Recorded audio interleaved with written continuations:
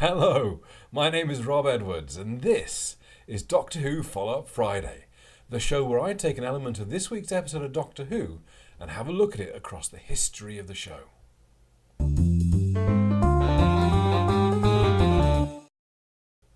In this week's episode, I thought I'd take a look at Doctor Who episodes set in and around hospitals. I thought that, and I thought this'll be easy. Doctor Who's always going to hospitals. But I have to say, having looked at my back catalogue of DVDs that I own, I don't think I own a single episode of Classic Who which I would really buttonhole as being a hospital episode. And looking back through the episode guides, actually there's not that many of them in Classic Who. I mean, there are plenty of episodes where hospitals make an appearance, but I'm not sure there are many where hospitals are the big thing. And the only one that I could find for sure is an episode I've not seen, so I can't really talk about. I believe The Invisible Enemy, a Tom Baker story, is an episode set on a hospital asteroid, for the most part. But I've never seen it, so I don't really know. So I was a bit stuck with this one. I have come up with a top 5, but I have to say, on various different levels, they are a little bit desperate. So with that said, let's get on with the list. Coming in at number 5 is our one episode of Classic Who in the story here. Now, I did think about a couple of episodes of Classic Who. I did also consider the Doctor Who TV movie with Paul McGann. There's quite a lot of scenes there in the hospital. But I'm not sure it's going to make my top 5 favourite things of anything, that episode, apart from possibly top 5 Paul McGann TV episodes.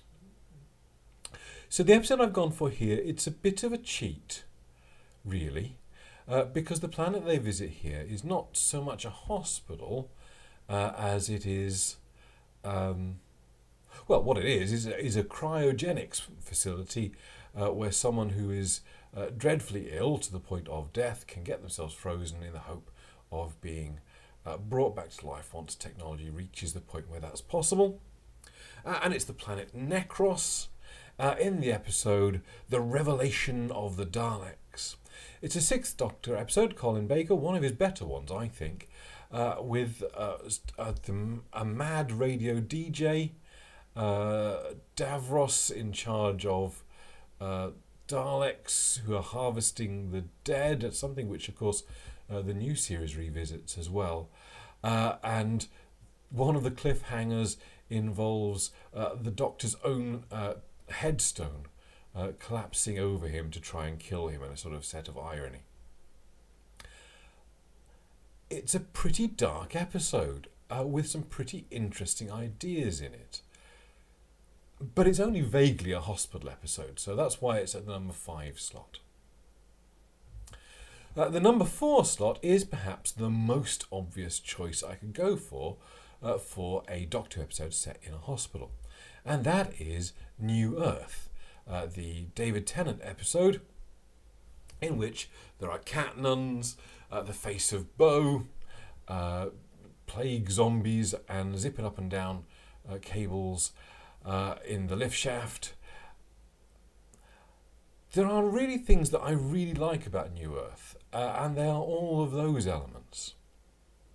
Sadly, New Earth is somewhat compromised by the return of Cassandra and the whole body hopping of convenience subplot, which really doesn't work for me. I'm sure it was a lot of fun for Tennant and Billy Piper to be doing the whole acting as other people thing, which I suppose is what acting is really. But you know what I mean. Acting outside of the normal people are acting as.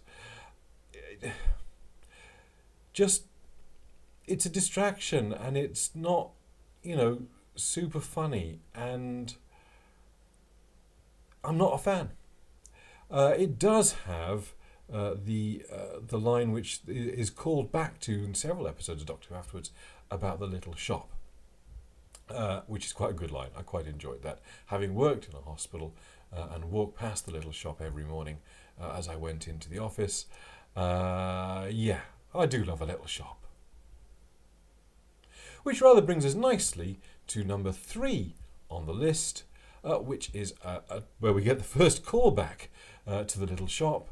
It is the episode 3 story, Smith and Jones, where we first meet Martha Jones and bring her aboard the TARDIS. And the Judoon take the hospital to the moon. The Judoon on the moon. Another fun one, actually. I actually quite like this. I know that Martha doesn't get a lot of love around the Doctor Who fandom, but actually I'm something of a fan. I find her a bit hit and miss, though. I find some of the episodes where Martha is really on, she's fantastic, but there are some times when Freema Agyeman just isn't up to the scene and can come off as a little wooden. Sometimes she's on fire, sometimes she is not. And I think that's probably why Freema Agyeman's Martha gets a little bit of a bad reputation. But this episode is fun. The Judoon makeup is great. The concept of being stuck on the moon is quite entertaining. And the old woman vampire with the straw is hilarious. Dipping into Big Finish for number 2 on my list, one of my favourite Sylvester McCoy episodes, one of my favourite Doctor 7 episodes, and it is an episode called The Harvest. It introduces one of the Big Finish companions, Hector Schofield, also known as Hex, who is a nurse at the hospital, St. Gart's, I think it is, and it is a really nice episode with a lot of hospital action in there. It is actually a cracking story, and it is a very new Who story, actually. If they had taken the template of The Harvest and made it the introduction to a new series, I think nobody would blink an eye. I think it is actually really well done. And the fact that the Doctor is somewhat in the background, and a lot of it is about Ace and Hex, until the denouement, where of course Sylvester McCoy steps forward and becomes the centre of the focus towards the end. But actually I think The Harvest is great, and I'm not going to spoil the villains in The Harvest. If you can listen to it without having the villains spoiled, it makes it all the better. But let's just say they do a very interesting job with that villain.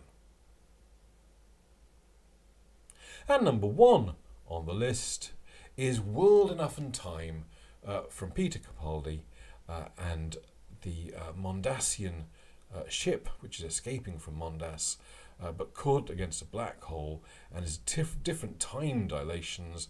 So we get a lot of action with Bill trapped in the hospital facility with Razor, who... Do I do spoilers? I suppose I do, yes. Who turns out to be the Master, and we have the Mondasian Cybermen making their appearance, and all of the creepy action there with the nurse who just turns down the volume when she's annoyed by the guy going, I'm in pain, ow, ow, ow. There's a lot of good stuff in this episode. I really, really enjoyed World Enough and Time. The follow-up, the second part, didn't hit quite as well. Often the case, actually, with Moffat. His beginnings, his setups were always stronger than his conclusions. But this episode, yeah, thumbs up from me. I really, really enjoy it. That's it from me. I've done this in one take because I haven't got very much time today, but I'm determined to get my follow-up Fridays out on Friday. One take, I told you. Determined to get them out on Fridays. So we have rushed through this one a bit. I hope, nevertheless, you enjoyed it. And if you have any hospital episodes that I've missed, please do make a note of them down in the comments. I'd be interested to hear on the hospital episodes that I didn't see or didn't remember. In the meantime, thank you for watching. If you want to catch up on more Doctor Who action from me, there is a link down there. If you want to find out more about my writing, there's a link down there. Thanks for watching, and I will catch you next time. Cheers.